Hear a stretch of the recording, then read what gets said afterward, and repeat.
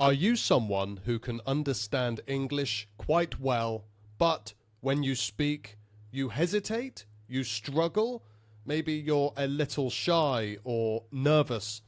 If this sounds like you, don't worry. I've seen many people have this problem. And fortunately, the solution is simpler than you might think. The cause of this problem, or one of the causes, is translation. Is when you are asked a question or your opinion in English, you start to think about the answer in your native language first. Then you translate. The idea is to reduce translation, and this will boost fluency. So in this video, I will show you 3 simple tricks that you can start doing right away to reduce translation and improve your English for good. Let's go. Do you still translate in your head when you're speaking English? Even if you understand a lot of the language, you just go to your native language when it comes to answering a question or giving your opinion. This is really common. I see this a lot. Many students have this issue. And fortunately, there are 3 simple tricks you can use to help you stop translating first and respond faster in English. So these tricks, they just keep things fluid. They stop you hesitating and overthinking as much, and really just make you a more effective and confident English communicator. And I know for many of you, this is essential for your business, for your job, for your career, for your studies. And so I just want to help you today to reduce that overthinking and build that fluency. So why translation hurts fluency? It's important to understand what's causing the trouble here. So translation, it causes a delay. This is a period of time that just eats up into your ability to communicate effectively. So when you think and when you speak in your native language, you're not thinking about what to say, you're not thinking about the vocabulary, the grammar, you just say it. And really, this is what I want you to do in English. When you're translating, you're causing a delay and you're adding confusion. You start to second guess yourself. You start to question grammar, vocabulary, pronunciation, all of these things. Now, any of my students will tell you that one of my core philosophies is that practice beats perfection. We are not trying to speak perfect English. That doesn't exist. What we are trying to do is to be clear, confident, fluent communicators. That's the goal. So, in your brain, if you're translating, you're thinking in your language. This is a problem. You're thinking in your language more than you are English. Now, if you're with other people who are speaking your language, then of course think in your language. But if you're in a company, if you're in a city, if you're in a situation where English is being spoken the most, you really want to start thinking in English. And I'll go into more detail in a moment. Finding English words, you're looking for the right word, it's on the tip of your tongue, you're looking for the word, but you can't find it. This causes hesitation and it affects your fluency. And even building a sentence, finding the right grammar, just questioning yourself. Even if you are an advanced learner, you can really understand English, you can watch movies, you can read books, but the speaking is what's holding you back. You likely do these 3 things, or at least 1 or 2 of them. So trick number 1 is to think in pictures. Let's train your brain instead of thinking in words and visualizing the written word, let's visualize the idea.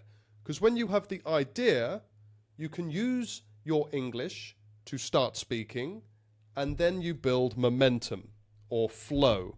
This is something I teach my students, and it's very important to understand that flow is fluency. And not having that overthinking just means your fluency increases. So I have a quick activity for you now. I'm going to show you some pictures. It's really basic, really simple, but it's effective. And when you see the picture, don't say the word in your native language. Say it in English first. As fast as you can, say it in English. So I'm going to go to the first picture. Apple, of course. I hope you said apple first. The first thing that should have come to you was apple, not the word for apple in your native language. Let's try number 2. Very good. How about number 3? Elephant. And the next one? Train. Or if you're fancy, you could say locomotive. And the next one? Book. Very good. And the next one? Laptop. Or you can say computer or even Mac. As long as it's in English, that's all good. So, look around you right now. I want you just to do this exercise and name what you see, but do it in English. So, I can give you what I see. I see an air conditioning unit. I see a door. I see a light. I see a microphone. I see a camera. I see a computer, etc. I just want you to do this. You're training yourself to say it in English first.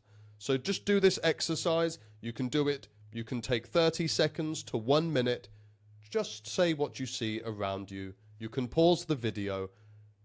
And when you're ready, we'll go to the next slide.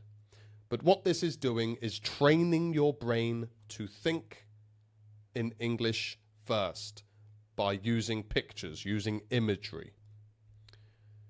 This builds direct English thinking. Now, I hope that was useful, and please do that regularly, even once a day. 1 minute or 2 minutes is enough to start building that muscle in your brain. Trick number 2 is to think in English for simple thoughts. It's like an extension of thinking in pictures. Just think in English for simple thoughts. For example, I'm hungry. It's Tuesday. I'm late.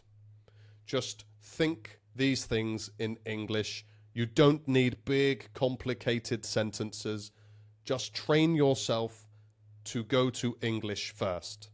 The more you do this, the easier it becomes, and then the more complex the ideas and the sentences will naturally come to you.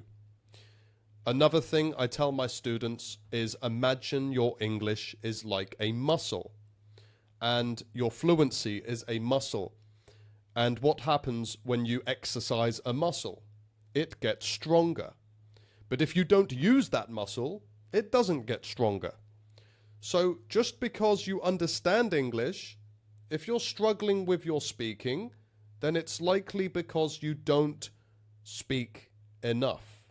So just by thinking and saying out loud things in English, you will start to build a stronger connection between your mind and your voice. And these exercises will help you do that. Speak out loud, think in English, and then say it. So, just to go over that, speak to yourself in English. Do it for 5 minutes a day. And over time, your inner voice will switch from your native language into English. Now, it won't happen like boom, instantly. It will be a gradual process, but it will happen if you are consistent. And I'm only asking you to do it 5 minutes a day. You can do it when you're cleaning the house, when you're going to work, when you're making the bed, whatever you're doing, 5 minutes, find 5 minutes and start to speak to yourself. Just talk. Don't worry if you make a mistake. It's perfectly fine. Everyone makes mistakes. The key is just to speak. Do it 5 minutes a day. Keep it simple. You can just talk about what you're doing, how you're feeling, where you are, etc. Now, trick number 3 is to learn phrases, not words. I find a lot of people focus too much on vocabulary. They want to know the word, the definition. But actually, if you learn a phrase, this helps you learn natural English. You're learning vocabulary in context, when to use it, how to use it. That's more useful and powerful to you than just learning a word. Because you might learn a word and then you don't really fully understand how to use it, or you forget it easily. If you learn in phrases, this helps you remember and will make you more fluent and a more effective English speaker. So fluency comes from ready-made blocks, okay? They're ready-made areas in your brain. So when you learn full phrases, your brain doesn't have to build sentences from zero. It's not starting from scratch. It has a phrase it can work with. These are really good to start sentences. Like if you are asked a question, instead of panicking and worrying about what you'll say, just start with a phrase you already know and then keep the momentum going. Keep talking. The flow. You'll be amazed at how good you can speak when you do this. You will speak faster and more naturally. So just learn phrases. Your brain doesn't have to build them from zero. For example, if I asked you, where are you going? And you start to panic. Oh no, how do I say this? I go to supermarket. Okay, you know that's wrong. That's not correct. It sounds nervous. It's broken. Overthinking, not just speaking. You're overthinking, you're overanalyzing, and you're making more mistakes and just feeling more embarrassed, and it's just not a nice place to be. I know that. But if you just speak, you'll just say it a lot more clearly, a lot more fluently. I'm going to the supermarket. You're not overthinking, you're just saying it. You can picture the supermarket in your mind. You know how to start the sentence. Just keep going with it. Again, this will take practice to master. I'm not expecting you to just take these and become much more fluent in one day, but these are very useful ways to build real fluency in this language. So I do want to give you a 1-minute challenge just to help you remember what I taught you and apply it. I want you to first name 5 objects around you in English. Then say 3 sentences about what you are doing, and then write down 3 phrases you'll use today. Can be any phrase you know. Could be an idiom, anything like that. Do this. This is your task. I will give you the instructions beneath this video as well. And when you've done this, you can post your work in our community and we will give you feedback for that. I'll mention that in a moment. Just know that this takes 1 minute and it will start training your brain immediately. So, remember, think in pictures. This is key. Think in pictures, not just thinking in words. Use simple sentences. Think in simple sentences and say them out loud. Say what you're doing, describe what you see. This is training your brain to think in English first. And then think in phrases, not words. If you do this, this will just help you so much with your fluency and reduce your overthinking and translation. So, do you want to practice this every day? I think it's a great idea to take what I've just taught you and have a place to do this. And I have just the thing, Wonderful World English. You can join for free. You can practice every day. You can post your work, your speaking, anything related to your learning, and we will be there to support you. We have a team of amazing teachers and a wonderful community of people from around the world, all on their English learning journey. You can join for free. It's really amazing. You can post your work that I gave you, and we will give you feedback for that. Or if you're already in the community, you know you guys are awesome. And if you're watching this on YouTube, the link is in the comments. So, I hope that was helpful. I am in that community. If you need any help, if you have any questions, you're very welcome to ask. And if you really want to transform your English in a short amount of time, I have a few spots open to work with me in a program I call the Fluency Code.